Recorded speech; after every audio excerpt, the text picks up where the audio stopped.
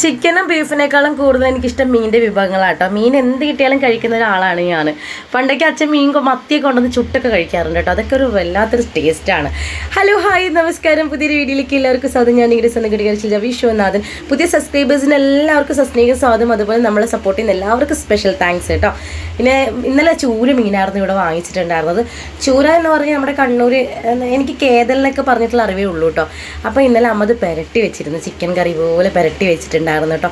മല്ലിപ്പൊടിയും മഞ്ഞപ്പൊടിയും മുളക് പൊടിയും പിന്നെ അതുപോലെ ചിക്കൻ മസാലയും ചെറിയ മസാലയൊക്കെ ഇട്ട് അത് നന്നായി വരട്ടിയെടുത്ത് അതിൻ്റെ ഉള്ളിയൊക്കെ ഇട്ട് വയറ്റണം കേട്ടോ. ഉള്ളിയും തക്കാളിയും പച്ചമുളക് ഇട്ട് വയറ്റിയതിന് ശേഷമാണ് ഇതൊക്കെ മസാലകളൊക്കെ ചേർക്കേണ്ടത്. അതിനുശേഷം അമ്മ തേങ്ങാപ്പാലൊക്കെ ഒഴിച്ചിട്ടാണ് ഉണ്ടാക്കിയത്. പിന്നെ കപ്പയും ആ തിളച്ച് വരുന്ന മീൻ കറി, മീൻ്റെ തലയൊക്കെ എടുത്ത് ചൂടോടെ കഴിക്കാൻ ഭയങ്കര ടേസ്റ്റ് ആയിരുന്നു കേട്ടോ. നല്ല സൂപ്പർ ടേസ്റ്റ് ആയിരുന്നു. ഞാൻ ഇവിടെ വന്നതിന് ശേഷമാണ് ശരിക്കും പറഞ്ഞാൽ തലയൊക്കെ കഴിച്ചു തുടങ്ങിയത്. നന്നായിട്ടുണ്ടായിരുന്നു. Thank you. നെക്സ്റ്റ് വീഡിയോ കാണാം.